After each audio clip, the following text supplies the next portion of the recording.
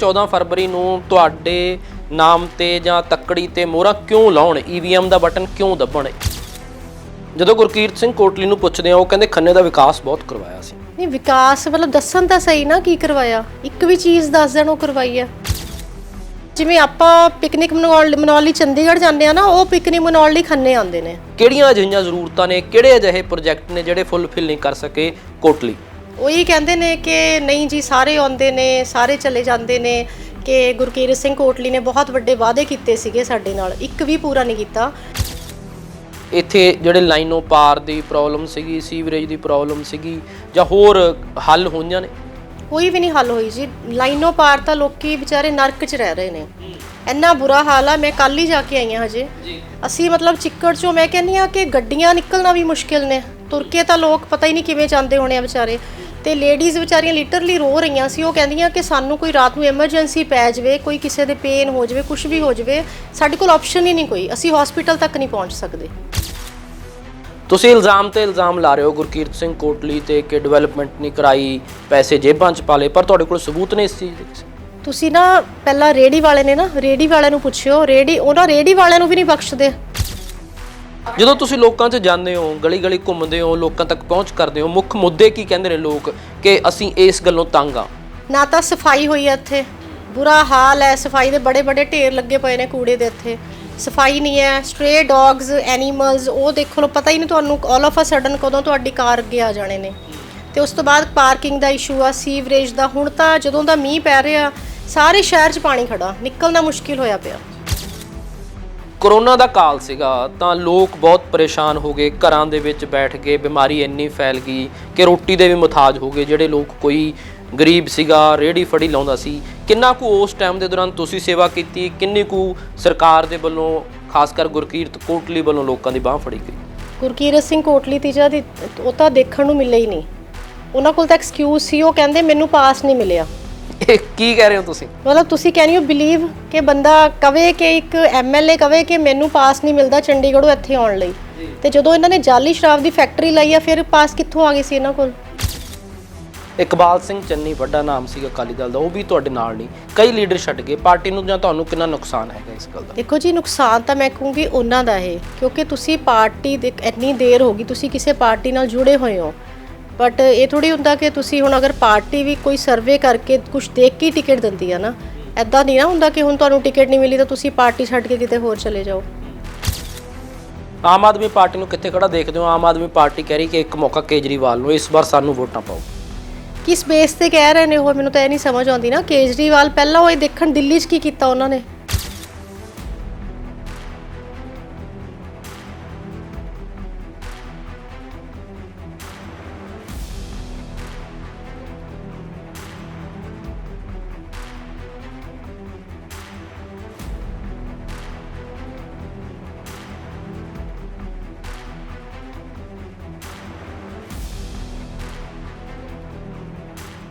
Daily post Punjabi ਦੇਖ ਰਹੇ ਹੋ ਤੁਸੀਂ, ਮੈਂ ਹਾਂ ਰਣਬੀਰ ਸਿੰਘ ਰਾਣਾ ਤੇ ਅੱਜ ਅਸੀਂ ਪਹੁੰਚੇ ਹਾਂ Khanna Vidhan Sabha seat, hot seat ਹੈ। ਇੱਥੋਂ ਕਾਂਗਰਸ ਪਾਰਟੀ ਤੋਂ ਗੁਰਕੀਰਤ ਸਿੰਘ ਕੋਟਲੀ ਨੇ, ਜਦਕਿ ਅਕਾਲੀ ਦਲ ਅਤੇ ਬਸਪਾ ਦੇ ਉਮੀਦਵਾਰ ਜਸਦੀਪ ਕੌਰ ਜਾਦੂ ਨੇ। ਤੇ ਜਸਦੀਪ ਕੌਰ ਜਾਦੂ ਅੱਜ ਸਾਡੇ ਨਾਲ ਨੇ। ਮੈਮ ਸਵਾਗਤ ਹੈ ਤੁਹਾਡਾ। ਸਤਿ ਸ਼੍ਰੀ ਅਕਾਲ ਜੀ। ਤੇ ਇਸ ਵਾਰ ਮੁਕਾਬਲਾ ਜਿਹੜਾ ਹੈ ਉਹ ਕਾਫੀ ਦਿਲਚਸਪ ਹੋਣ ਵਾਲਾ ਹੈ ਤੇ ਸਖਤ ਹੋਣ ਵਾਲਾ ਹੈ। ਕਿਸ ਤਰ੍ਹਾਂ ਦੇਖਦੇ ਹੋ ਤੁਸੀਂ?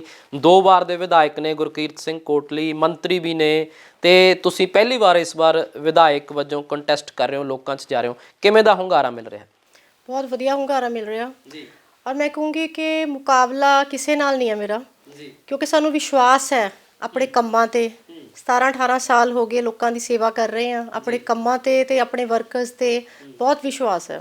ਲੋਕਾਂ ਦਾ ਪਿਆਰ ਮਿਲ ਰਿਹਾ ਜਦੋਂ ਜਾਂਦੇ ਹੋ? ਬਜ਼ੁਰਗ ਔਰਤਾਂ ਮਿਲਦੀਆਂ ਨੇ, ਭੈਣਾਂ ਮਿਲਦੀਆਂ ਨੇ, ਹੋਰ ਬਹੁਤ ਸਾਰੇ ਲੋਕ ਮਿਲਦੇ ਨੇ? ਜੀ ਬਹੁਤ ਜ਼ਿਆਦਾ, ਬਹੁਤ ਉਤਸ਼ਾਹ ਹੈ ਸਾਰਿਆਂ 'ਚ, ਬੜੇ ਪਿਆਰ ਨਾਲ ਮਿਲਦੇ ਆ ਸਾਰੇ। ਹਾਂਜੀ। ਅੱਛਾ, ਤੁਸੀਂ ਜਦੋਂ ਸਿਆਸਤ ਦੀ ਗੱਲ ਕਰਦੇ ਹੋ ਤਾਂ ਕਈ ਵਾਰ ਹੁੰਦਾ ਹੈ ਕਿ ਔਰਤਾਂ ਜ਼ਿਆਦਾ ਅੱਗੇ ਨਹੀਂ ਆਉਂਦੀਆਂ ਹੈਗੀਆਂ। ਤੁਸੀਂ ਐਮਸੀ ਵੀ ਹੋ, ਮੈਨੂੰ ਲੱਗਦਾ 2 ਵਾਰ ਦੇ। ਹਾਂਜੀ। ਕਦੋਂ ਸਟਾਰਟ ਕੀਤਾ ਤੁਸੀਂ ਸਿਆਸਤ ਦੇ ਨਾਲ ਸਫ਼ਰ? ਮੇਰੀ ਸੈਕਿੰਡ ਟਰਮ ਹੈ ਇਹ ਐਮਸੀ। ਮੈਂ ਸੈਕਿੰਡ ਟਰਮ ਦੂਸਰੀ ਵਾਰ ਬਣੀ ਐਮਸੀ, ਮਿਊਨਿਸਪਲ ਕਮੇਟੀ ਦੀ ਮੈਂਬਰ ਆ ਮੈਂ। ਅੱਛਾ ਜੀ। ਤੇ ਕੀ ਲੱਗਦਾ ਕੀ ਹੈ ਕਿ ਖੰਨੇ ਨੂੰ ਜ਼ਰੂਰਤ ਕੀ ਹੈਗੀ ਹੈ? ਜਿਹੜੀਆਂ ਜ਼ਰੂਰਤਾਂ ਪਿਛਲੇ 10 ਸਾਲਾਂ 'ਚ ਨਹੀਂ ਪੂਰੀਆਂ ਹੋਈਆਂ, ਕਿਹੜੀਆਂ ਅਜਿਹੀਆਂ ਜ਼ਰੂਰਤਾਂ ਨੇ, ਕਿਹੜੇ ਅਜਿਹੇ ਪ੍ਰੋਜੈਕਟ ਨੇ ਜਿਹੜੇ ਫੁੱਲਫਿਲ ਨਹੀਂ ਕਰ ਸਕੇ ਕੋਟਲੀ?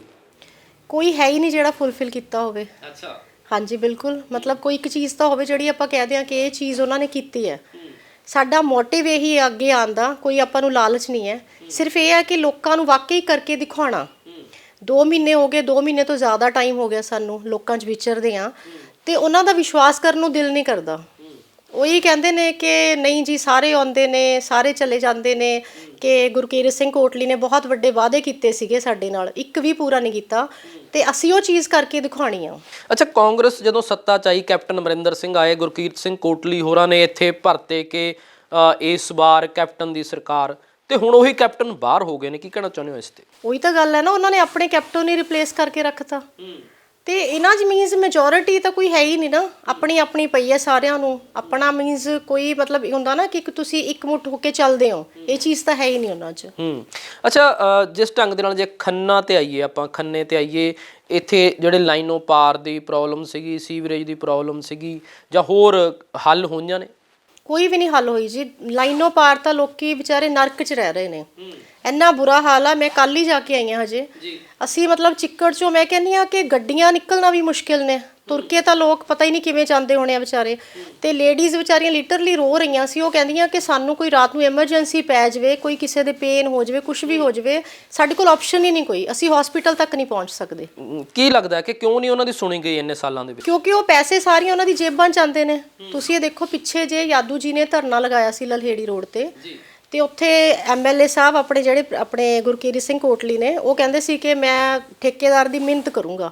ਤੁਸੀਂ ਆਪਣੇ ਆਪ ਸੋਚੋ ਕਿ ਇੱਕ ਮੰਤਰੀ ਹੋਵੇ ਤੇ ਉਹ ਕਵੇ ਵੀ ਮੈਂ ਠੇਕੇਦਾਰ ਦੀ ਮਿਹਨਤ ਕਰੂੰਗਾ। ਮਿਹਨਤ ਆਪਾਂ ਕਿਉਂ ਕਰਦੇ ਆ? ਆਪਾਂ ਕਿਸੇ ਚੀਜ਼ ਤੋਂ ਕਾਣੇ ਹੁੰਦੇ ਆ। ਜਦੋਂ ਤੁਸੀਂ ਆਲਰੇਡੀ ਆਪਣਾ ਕਮਿਸ਼ਨ ਲੈ ਚੁੱਕੇ ਹੋ, ਫਿਰ ਤੁਸੀਂ ਕਹਿੰਦੇ ਹੋ ਮੈਂ ਮਿਹਨਤ ਕਰੂੰਗਾ। ਇਹ ਭ੍ਰਿਸ਼ਟਾਚਾਰ ਕਿਉਂ ਫੈਲਿਆ ਇੰਨਾ, ਤੁਹਾਨੂੰ ਕੀ ਲੱਗਦਾ? ਦੇਖੋ ਜੀ, ਜਦੋਂ ਤੁਸੀਂ ਆਲਵੇਜ਼ ਉਹਨਾਂ ਨੇ ਆਪਣਾ ਹੀ ਸੋਚਣਾ, ਆਪਣੇ ਬਾਰੇ ਹੀ ਸੋਚਣਾ। ਜਿੰਨੇ ਵੀ ਪੈਸੇ ਆਏ ਸੀ ਅੰਮ੍ਰਿਤ ਸਕੀਮ ਵੱਲੋਂ, ਤੁਸੀਂ ਇਹ ਦੇਖੋ ਵੀ 2016 ਦੇ ਵਿੱਚ 170 ਕਰੋੜ ਆਏ ਸੀਗੇ ਸੀਵਰੇਜ ਵਾਸਤੇ, ਉਹ ਸਾਰੇ ਪੈਸੇ ਕਿੱਥੇ ਗਏ? ਹੁਣ ਤੱਕ ਲੱਗੇ ਨਹੀਂ ਹੈ। ਤੁਸੀਂ ਸ਼ਹਿਰ ਦਾ ਹਾਲ ਦੇਖੋ, ਜਾ ਕੇ ਪੱਟ ਕੇ ਸਿੱਟਦਾ ਸਾਰਾ। ਜਦੋਂ ਤੁਸੀਂ ਲੋਕਾਂ 'ਚ ਜਾਂਦੇ ਹੋ, ਗਲੀ ਗਲੀ ਘੁੰਮਦੇ ਹੋ, ਲੋਕਾਂ ਤੱਕ ਪਹੁੰਚ ਕਰਦੇ ਹੋ, ਮੁੱਖ ਮੁੱਦੇ ਕੀ ਕਹਿੰਦੇ ਨੇ ਲੋਕ ਕਿ ਅਸੀਂ ਇਸ ਗੱਲੋਂ ਤੰਗ ਆ? ਹਰ ਗੱਲੋਂ ਹੀ ਤੰਗ ਨੇ ਜੀ। ਦੇਖੋ, ਉਹ ਕਹਿੰਦੇ ਕਿ ਨਾ ਤਾਂ ਸਾਡੇ ਮਤਲਬ ਸਾਡੇ ਕੀ, ਮੈਂ ਕਹੂੰਗੀ ਵੀ ਮੇਰਾ ਹੀ ਸ਼ਹਿਰ ਆ ਇਹ, ਮੈਂ ਵੀ ਇੱਥੇ ਹੀ ਰਹਿੰਦੀ ਆ, ਨਾ ਤਾਂ ਸਫਾਈ ਹੋਈ ਹੈ ਇੱਥੇ, ਬੁਰਾ ਹਾਲ ਹੈ। ਸਫਾਈ ਦੇ ਬੜੇ ਬੜੇ ਢੇਰ ਲੱਗੇ ਪਏ ਨੇ ਕੂੜੇ ਦੇ, ਇੱਥੇ ਸਫਾਈ ਨਹੀਂ ਹੈ। ਸਟ੍ਰੇ ਡੌਗਸ, ਐਨੀਮਲਸ, ਉਹ ਦੇਖ ਲਓ, ਪਤਾ ਹੀ ਨਹੀਂ ਤੁਹਾਨੂੰ ਆਲ ਆਫ ਅ ਸਡਨ ਕਦੋਂ ਤੁਹਾਡੀ ਕਾਰ ਅੱਗੇ ਆ ਜਾਣੇ ਨੇ। ਤੇ ਉਸ ਤੋਂ ਬਾਅਦ ਪਾਰਕਿੰਗ ਦਾ ਇਸ਼ੂ ਆ, ਸੀਵਰੇਜ ਦਾ। ਹੁਣ ਤਾਂ ਜਦੋਂ ਦਾ ਮੀਂਹ ਪੈ ਰਿਹਾ, ਸਾਰੇ ਸ਼ਹਿਰ 'ਚ ਪਾਣੀ ਖੜਾ, ਨਿਕਲਣਾ ਮੁਸ਼ਕਿਲ ਹੋਇਆ ਪਿਆ। ਕਰੋਨਾ ਦਾ ਕਾਲ ਸੀਗਾ ਤਾਂ ਲੋਕ ਬਹੁਤ ਪਰੇਸ਼ਾਨ ਹੋ ਗਏ, ਘਰਾਂ ਦੇ ਵਿੱਚ ਬੈਠ ਗਏ, ਬਿਮਾਰੀ ਇੰਨੀ ਫੈਲ ਗਈ ਕਿ ਰੋਟੀ ਦੇ ਵੀ ਮੁਤਾਜ ਹੋ ਗਏ। ਜਿਹੜੇ ਲੋਕ, ਕੋਈ ਗਰੀਬ ਸੀਗਾ, ਰੇਹੜੀ ਫੜੀ ਲਾਉਂਦਾ ਸੀ, ਕਿੰਨਾ ਕੁ ਉਸ ਟਾਈਮ ਦੇ ਦੌਰਾਨ ਤੁਸੀਂ ਸੇਵਾ ਕੀਤੀ, ਕਿੰਨੀ ਕੁ ਸਰਕਾਰ ਦੇ ਵੱਲੋਂ, ਖਾਸ ਕਰ ਗੁਰਕੀਰਤ ਕੋਟਲੀ ਵੱਲੋਂ ਲੋਕਾਂ ਦੀ ਬਾਹ ਫੜੀ ਗਈ? ਗੁਰਕੀਰਤ ਸਿੰਘ ਕੋਟਲੀ ਤੀਜਾ ਦੀ ਉਹ ਤਾਂ ਦੇਖਣ ਨੂੰ ਮਿਲਿਆ ਹੀ ਨਹੀਂ। ਉਹਨਾਂ ਕੋਲ ਤਾਂ ਐਕਸਕਿਊਜ਼ ਸੀ, ਉਹ ਕਹਿੰਦੇ ਮੈਨੂੰ ਪਾਸ ਨਹੀਂ ਮਿਲਿਆ। ਇਹ ਕੀ ਕਹਿ ਰਹੇ ਹੋ ਤੁਸੀਂ? ਮਤਲਬ ਤੁਸੀਂ ਕੈਨ ਯੂ ਬਿਲੀਵ ਕਿ ਬੰਦਾ ਕਵੇ ਕਿ ਇੱਕ ਐਮਐਲਏ ਕਵੇ ਕਿ ਮੈਨੂੰ ਪਾਸ ਨਹੀਂ ਮਿਲਦਾ ਚੰਡੀਗੜ੍ਹੋਂ ਇੱਥੇ ਆਉਣ ਲਈ, ਤੇ ਜਦੋਂ ਇਹਨਾਂ ਨੇ ਜਾਲੀ ਸ਼ਰਾਬ ਦੀ ਫੈਕਟਰੀ ਲਾਈ ਆ, ਫਿਰ ਪਾਸ ਕਿੱਥੋਂ ਆ ਗਈ ਸੀ ਇਹਨਾਂ ਕੋਲ? ਉਹ ਚੀਜ਼ ਚੱਲ ਰਹੀ ਸੀ ਕਰੋਨਾ 'ਚ, ਪਰ ਲੋਕਾਂ ਦਾ ਹਾਲ ਨਹੀਂ ਕਿਸੇ ਨੇ ਪੁੱਛਿਆ ਆ ਕੇ। ਬਟ ਯਾਦੂ ਜੀ ਇੱਕ ਦਿਨ ਵੀ ਘਰ ਨਹੀਂ ਬੈਠੇ।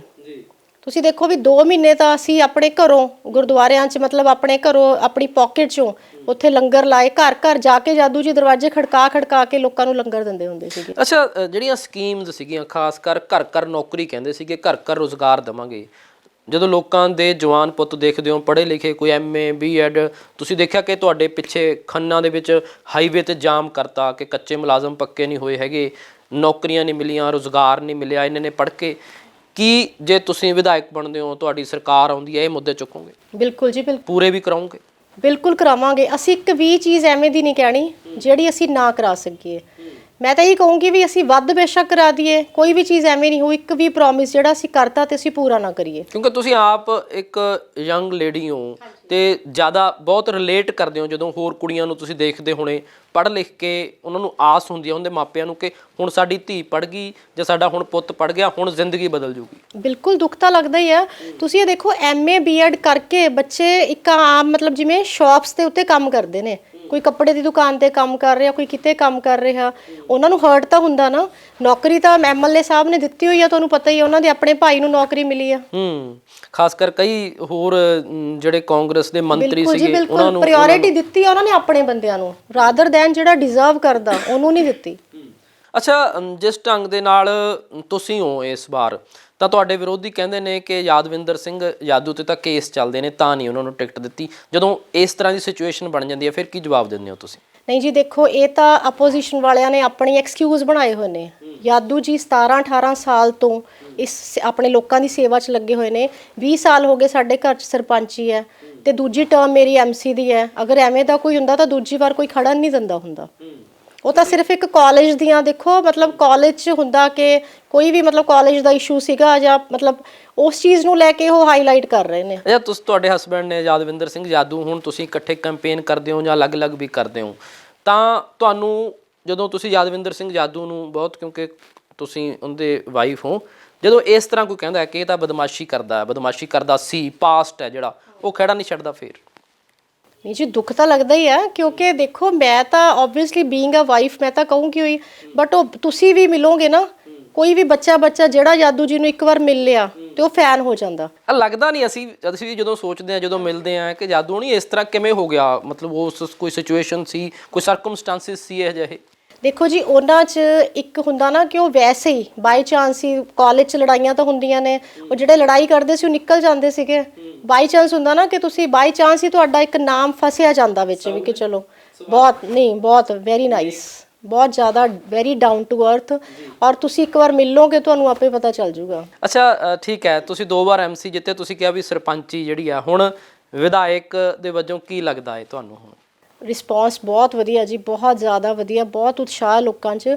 ਇਨਫੈਕਟ ਉਹ ਸਾਰੇ ਹੀ ਕਹਿੰਦੇ ਨੇ ਕਿ ਅਸੀਂ ਤਾਂ ਵੇਟ ਕਰ ਰਹੇ ਸੀ ਕਿ ਕਦੋਂ ਯਾਦੂ ਨੂੰ ਟਿਕਟ ਮਿਲੇ, ਕਦੋਂ ਤੁਸੀਂ ਅੱਗੇ ਆਓ ਤੇ ਸਾਡੇ ਸ਼ਹਿਰ ਦਾ ਸੁਧਾਰ ਹੋਵੇ। 14 ਫਰਵਰੀ ਆ ਰਹੀ ਹੈ, ਪਰ ਸਵਾਲ ਇਹਦੇ ਨਾਲ ਇਹ ਹੈ ਕਿ 14 ਫਰਵਰੀ ਨੂੰ ਤੁਹਾਡੇ ਨਾਮ ਤੇ ਜਾਂ ਤੱਕੜੀ ਤੇ ਮੋਹਰਾਂ ਕਿਉਂ ਲਾਉਣ, ਈਵੀਐਮ ਦਾ ਬਟਨ ਕਿਉਂ ਦੱਬਣ? ਇਹ ਵਿਰੋਧੀ ਵੀ ਤੁਹਾਡੇ ਨੇ, ਆਮ ਆਦਮੀ ਪਾਰਟੀ ਵੀ ਹੈ, ਇਸ ਵਾਰ ਸੰਯੁਕਤ ਸਮਾਜ ਮੋਰਚਾ ਵੀ ਹੈ, ਭਾਜਪਾ ਵੀ ਹੈ, ਤੁਸੀਂ ਅਕਾਲੀ ਦਲ ਬਸਪਾ ਦੇ ਕੈਂਡੀਡੇਟ ਹੋ, ਤੁਹਾਨੂੰ ਕਿਉਂ ਚੁਣਨ ਲੋਕ? ਕਿਉਂਕਿ ਦੇਖੋ, ਅਗਰ ਤੁਸੀਂ ਕਿਸੇ ਸਹੀ ਬੰਦੇ ਨੂੰ ਚੁਣ ਕੇ ਅੱਗੇ ਲੈ ਕੇ ਆਓਗੇ ਤਾਂ ਹੀ ਉਹ ਤੁਹਾਡੇ ਲਈ ਕੁਝ ਕਰਕੇ ਦਿਖਾਊਗਾ। ਇੰਨੇ ਸਾਲ ਹੋ ਗਏ ਆਪਾਂ ਇਹ ਸੰਤਾਪ ਭੋਗ ਰਹੇ ਹਾਂ, ਕਰਪਸ਼ਨ ਦਾ ਬੁਰਾ, ਮਤਲਬ ਕਿੰਨਾ ਜ਼ਿਆਦਾ ਕਰਪਸ਼ਨ ਹੈ, ਹਰ ਚੀਜ਼ ਦਾ ਬੁਰਾ ਹਾਲ ਹੈ। ਤੁਸੀਂ ਜਿਹੜਾ ਬੰਦਾ ਕੁਝ ਕਰਨਾ ਚਾਹੁੰਦਾ ਤੁਹਾਡੇ ਲਈ, ਉਹਨੂੰ ਚਾਂਸ ਦਿਓਗੇ ਤਾਂ ਹੀ ਬੰਦਾ ਤੁਹਾਡੇ ਲਈ ਕੁਝ ਕਰਕੇ ਦਿਖਾਊਗਾ ਨਾ। ਜਦੋਂ ਗੁਰਕੀਰਤ ਸਿੰਘ ਕੋਟਲੀ ਨੂੰ ਪੁੱਛਦੇ ਆ, ਉਹ ਕਹਿੰਦੇ ਖੰਨੇ ਦਾ ਵਿਕਾਸ ਬਹੁਤ ਕਰਵਾਇਆ ਸੀ, ਡਿਵੈਲਪਮੈਂਟ ਦੇ ਨਾਮ ਤੇ ਲੋਕਾਂ 'ਚ ਜਾਵਾਂਗੇ। ਨਹੀਂ, ਵਿਕਾਸ ਮਤਲਬ ਦੱਸਣ ਤਾਂ ਸਹੀ ਨਾ ਕੀ ਕਰਵਾਇਆ, ਇੱਕ ਵੀ ਚੀਜ਼ ਦੱਸ ਦੇਣ ਉਹ ਕਰਵਾਈ ਹੈ। ਵਿਕਾਸ ਉਹ ਸਿਰਫ ਕਾਗਜ਼ਾਂ 'ਚ ਵਿਕਾਸ ਹੋਇਆ ਜਾਂ ਉਹਨਾਂ ਦੇ ਕਹਿਣ ਨਾਲ ਵਿਕਾਸ ਹੋਇਆ। ਇੱਕ ਵੀ ਚੀਜ਼, ਸ਼ਹਿਰ ਦਾ ਤਾਂ ਬੁਰਾ ਹਾਲ ਹੈ, ਤੁਸੀਂ ਹੁਣ ਨਿਕਲ ਕੇ ਦੇਖੋ, ਕਿਤੇ ਪਾਣੀ ਹੈ, ਚਿੱਕੜ ਹੈ, ਬੁਰਾ ਹਾਲ ਹੈ, ਹਸਪੀਟਲ ਦਾ ਬੁਰਾ ਹਾਲ ਹੈ, ਹਰ ਜਗ੍ਹਾ ਹੀ। ਸਿਹਤ ਸਹੂਲਤਾਂ ਕਿਵੇਂ ਨੇ? ਹਸਪੀਟਲ ਤਾਂ ਹੈ ਖੰਨਾ 'ਚ, ਸਹੂਲਤਾਂ ਕਿਵੇਂ ਨੇ ਉੱਥੇ? ਸਿਹਤ ਸਹੂਲਤਾਂ ਜੀ ਦੇਖੋ, ਪਿੱਛੇ ਜੇ ਇੱਕ ਲੇਡੀ ਦੇ ਰੋਡ ਤੇ ਡਿਲੀਵਰੀ ਹੋਈ ਸੀ ਉਹਦੀ, ਤੁਸੀਂ ਹਾਲ ਦੇਖ ਲਓ। ਕੁਝ ਵੀ ਤੁਸੀਂ ਉੱਥੇ ਕੋਈ ਵੀ ਛੋਟੀ ਤੋਂ ਪ੍ਰੋਬਲਮ ਲੈ ਕੇ ਹਸਪੀਟਲ ਚਲੇ ਜਾਓ ਨਾ, ਉਹਨਾਂ ਨੇ ਰੈਫਰ ਕਰ ਦੇਣਾ, ਲੁਧਿਆਣੇ ਚਲੇ ਜਾਓ ਜੀ, ਚੰਡੀਗੜ੍ਹ ਚਲੇ ਜਾਓ ਜੀ, ਕੋਈ ਇੱਥੇ ਹਾਲ ਹੀ ਨਹੀਂ, ਕੋਈ ਸਿਸਟਮ ਹੀ ਨਹੀਂ ਹੈ। ਤੁਹਾਨੂੰ ਕਿਉਂ ਲੱਗਦਾ ਹੈ ਕਿ ਇਹ ਜਿਹੜੇ ਕੰਮ ਨੇ ਇਹ ਦੇਖ ਕਿਉਂ ਨਹੀਂ ਸਕੇ? ਮੰਤਰੀ ਵੀ ਬਣ ਗਏ, ਵਿਧਾਇਕ ਵੀ ਬਣ ਗਏ, ਕਿਉਂਕਿ ਉਹ ਰਹਿੰਦੇ ਹੀ ਨਹੀਂ ਇੱਥੇ। ਕਿੱਥੇ ਰਹਿੰਦੇ ਨੇ? ਉਹ ਚੰਡੀਗੜ੍ਹ ਰਹਿੰਦੇ ਨੇ। ਉਹ ਤਾਂ ਉਹਨਾਂ ਲਈ ਤਾਂ ਜਿਵੇਂ ਆਪਾਂ ਪਿਕਨਿਕ ਮਨਾਉਣ ਲਈ ਚੰਡੀਗੜ੍ਹ ਜਾਂਦੇ ਆ ਨਾ, ਉਹ ਪਿਕਨਿਕ ਮਨਾਉਣ ਲਈ ਖੰਨੇ ਆਉਂਦੇ ਨੇ। ਉਹਨਾਂ ਨੂੰ ਲੱਗਦਾ ਹੁੰਦਾ ਕਿ ਚਲੋ ਫੋਰ ਅ ਚੇਂਜ, ਚਲੋ ਜੀ ਹੁਣ ਖੰਨੇ ਗੇੜਾ ਮਾਰਿਆ ਉਹਨੇ। ਤਾਂ ਹੁਣ ਲੋਕ ਕੀ ਮਨ ਬਣਾ ਰਹੇ ਨੇ ਫਿਰ? 10 ਸਾਲ ਤਾਂ ਉਹਨਾਂ ਨੂੰ ਦੇ ਦਿੱਤੇ ਨੇ ਲੋਕਾਂ ਨੇ। ਲੋਕਾਂ ਤਾਂ ਜੀ ਮਨ ਬਣਾਇਆ ਹੋਇਆ, ਲੋਕ ਕਹਿੰਦੇ ਨੇ ਕਿ ਸਾਡੇ ਕੋਲ ਆਵੇ ਸਹੀ ਇੱਕ ਵਾਰ। ਮਤਲਬ ਇੰਨੇ ਜ਼ਿਆਦਾ ਡੈਸਪਰੇਟ ਹੋਏ ਪਏ ਨੇ ਲੋਕ, ਇੰਨਾ ਉਹਨਾਂ ਨਾਲ ਮਤਲਬ ਤੰਗ ਹੋਏ ਪਏ ਨੇ ਕਿ ਇੱਕ ਵੀ ਚੀਜ਼ ਨਹੀਂ ਕੀਤੀ। ਸਪੈਸ਼ਲੀ ਤੁਸੀਂ ਲਾਈਨੋਂ ਪਾਰ ਹਾਲ ਦੇਖਿਓ ਲੋਕਾਂ ਦਾ ਜਾ ਕੇ। ਖੰਨਾ ਮਸ਼ਹੂਰ ਹੈ ਵੀ ਏਸ਼ੀਆ ਦੀ ਸਭ ਤੋਂ ਵੱਡੀ ਅਨਾਜ ਮੰਡੀ ਖੰਨਾ 'ਚ ਹੈ। ਜਦੋਂ ਫਸਲ ਆਉਂਦੀ ਹੈ ਉਹਦੇ ਰੱਖ ਰਖਾਵ ਲਈ ਕਿਸ ਤਰ੍ਹਾਂ ਦੇ ਪ੍ਰਬੰਧ ਨੇ? ਪਿਛਲੇ ਸਮੇਂ ਦੇ ਵਿੱਚ ਕੀ ਕੁਝ ਦੇਖਿਆ ਤੁਸੀਂ? ਕੋਈ ਪ੍ਰਬੰਧ ਨਹੀਂ ਜੀ, ਜਦੋਂ ਬਾਰਿਸ਼ ਆਉਂਦੀ ਹੈ ਸਾਰੀ ਫਸਲ ਖਰਾਬ ਹੋ ਜਾਂਦੀ ਹੈ। ਕੋਈ ਸਿਸਟਮ ਹੈ ਹੀ ਨਹੀਂ, ਕੋਈ ਪ੍ਰਬੰਧ ਕੀਤਾ ਹੀ ਨਹੀਂ ਹੋਇਆ ਉਹਨਾਂ ਨੇ।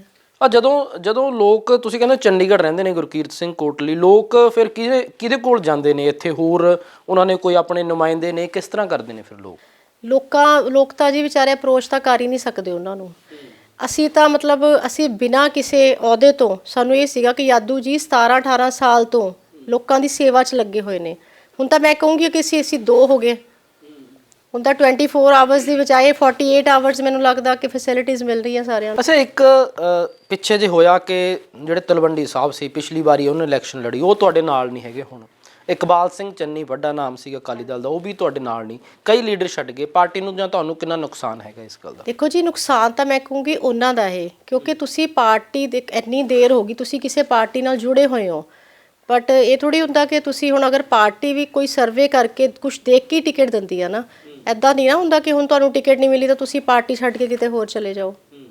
ਅੱਛਾ, ਇਸ ਤਰ੍ਹਾਂ ਦੇ ਵੀ ਸੀ ਕੁਝ ਆਗੂ ਜਿਹੜੇ ਨਾਰਾਜ਼ ਸੀਗੇ ਤੁਹਾਡੇ ਨਾਲ, ਹੁਣ ਚੱਲ ਪਏ ਨੇ, ਤੁਸੀਂ ਉਹਨਾਂ ਨੂੰ ਕੀਤਾ ਕਿ ਨਹੀਂ ਆਪਾਂ ਇਕੱਠੇ ਕੰਮ ਕਰਨਾ ਹੈਗਾ, ਇਸ ਤਰ੍ਹਾਂ? ਨਹੀਂ ਜੀ, ਕੋਈ ਨਾਰਾਜ਼ ਨਹੀਂ ਹੈ, ਹੁਣ ਸਾਰੇ ਇਕੱਠੇ ਹੋ ਕੇ ਚੱਲ ਰਹੇ ਨੇ। ਹਾਂਜੀ, ਸਾਰਿਆਂ 'ਚ ਬਹੁਤ ਉਤਸ਼ਾਹ ਹੈ। ਤੁਸੀਂ ਐਮਸੀ ਹੋ ਨਗਰ ਕੌਂਸਲ ਦੇ, ਪਰ ਤੁਹਾਡੇ ਅਕਾਲੀ ਦਲ ਦੇ ਬਹੁਤੇ ਐਮਸੀ ਜਿੱਤ ਨਹੀਂ ਸਕੇ ਇਸ ਵਾਰ ਵੀ।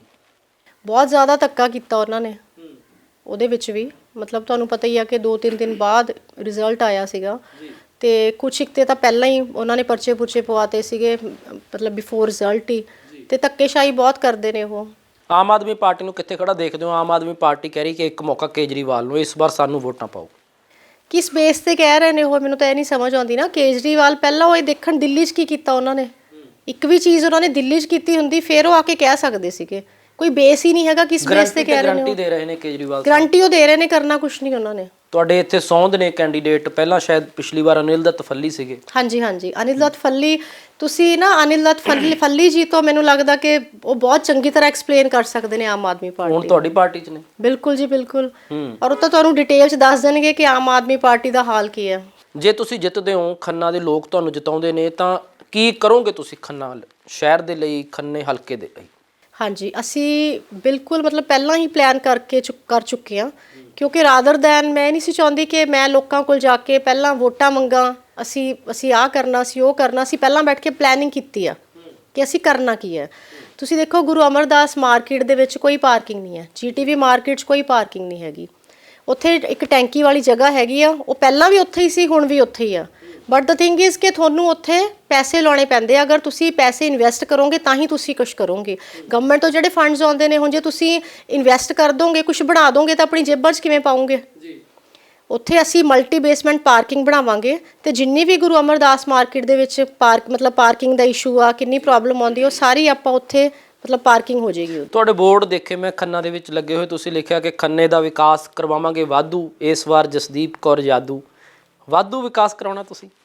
ਬਿਲਕੁਲ ਜੀ, ਬਿਲਕੁਲ, ਡੈਫੀਨੇਟਲੀ ਕਰਕੇ ਦਿਖਾਉਣਾ। ਜਿਹੜੇ ਮੀਨਸ ਇਹ ਮਤਲਬ ਲੋਕੀ ਵਿਚਾਰੇ, ਮੈਂ ਨਹੀਂ ਕਹਿੰਦੀ ਕਿ ਉਹਨਾਂ ਦਾ ਕਸੂਰ ਆ, ਜਿਹੜੇ ਉਹ ਸਾਰੇ ਕਹਿ ਰਹੇ ਨੇ ਨਾ ਕਿ ਨਹੀਂ ਜੀ ਕੋਈ ਨਹੀਂ, ਕਰਪਸ਼ਨ ਕਦੀ ਨਹੀਂ ਖਤਮ ਹੋਈ, ਕਦੀ ਇਹ ਨਹੀਂ ਹੋਇਆ, ਕਦੀ ਉਹ ਨਹੀਂ ਹੋਇਆ। ਅਸੀਂ ਇਹ ਚੀਜ਼ਾਂ ਕਰਕੇ ਦਿਖਾਉਣੀਆਂ ਨੇ, ਕਰਪਸ਼ਨ ਖਤਮ ਕਰਕੇ ਦਿਖਾਉਣੀ, ਕਿਉਂਕਿ ਅਸੀਂ ਨਾ ਕਦੀ ਪੈਸਾ ਖਾਦਾ ਤੇ ਨਾ ਕਦੀ ਖਾਣ ਦੇਣਾ। ਜਦੋਂ ਸਾਨੂੰ ਪਤਾ ਕਿ ਅਸੀਂ ਕਿਸੇ ਗੱਲੋਂ ਕਾਣੇ ਨਹੀਂ ਹੈਗੇ, ਤਾਂ ਅਸੀਂ ਕਿਸੇ ਨੂੰ ਵੀ ਕੁਝ ਵੀ ਕਹਿ ਸਕਦੇ ਹਾਂ। ਤੁਹਾਡੇ ਕੋਲ ਪਹੁੰਚ ਸੌਖੀ ਆ? ਕਈ ਵਾਰ ਹੁੰਦਾ ਕਿ ਜਿਹੜੇ ਲੀਡਰ ਹੁੰਦੇ ਨੇ ਫੋਨ ਨਹੀਂ ਚੱਕਦੇ ਹੈਗੇ, ਮਿਲਦੇ ਨਹੀਂ ਹੈਗੇ, ਸਮਾਂ ਨਹੀਂ ਦਿੰਦੇ ਹੈਗੇ ਵਰਕਰਸ ਨੂੰ ਜਾਂ ਇਲਾਕੇ ਦੇ ਲੋਕਾਂ ਨੂੰ। ਨਹੀਂ ਜੀ, ਇਹ ਤਾਂ ਤੁਸੀਂ ਮੈਨੂੰ ਲੱਗਦਾ ਵੀ ਲੋਕਾਂ ਨੂੰ ਪੁੱਛੋਗੇ ਤਾਂ ਬੈਟਰ ਹੈ, ਕਿਉਂਕਿ ਬੱਚੇ ਨੂੰ ਤੁਸੀਂ ਪੁੱਛ ਲਓ। ਸਾਡੇ ਘਰ 11-12 ਵਜੇ ਤੋਂ ਪਹਿਲਾਂ ਰਾਤ ਨੂੰ ਕਦੇ ਲੌਕ ਨਹੀਂ ਲੱਗਦਾ। ਤੁਸੀਂ 2 ਵਜੇ ਵੀ ਕਾਲ ਕਰੋਗੇ ਤਾਂ ਫੋਨ ਤੁਹਾਡਾ ਅਟੈਂਡ ਹੋਊਗਾ, ਕਦੇ ਇਹ ਨਹੀਂ ਹੁੰਦਾ ਫੋਨ ਸਾਇਲੈਂਟ ਆ ਜਾਂ ਫੋਨ ਆਫ ਹੈ। ਜਿਸ ਦਿਨ ਪਤਾ ਲੱਗਿਆ ਕਿ ਜਸਦੀਪ ਕੌਰ ਜਾਦੂ ਨੂੰ ਟਿਕਟ ਮਿਲ ਗਈ, ਕਿਸ ਤਰ੍ਹਾਂ ਦਾ ਸੀਗਾ, ਤੁਹਾਨੂੰ ਕੀ ਲੱਗ ਰਿਹਾ ਸੀ ਉਸ ਵੇਲੇ?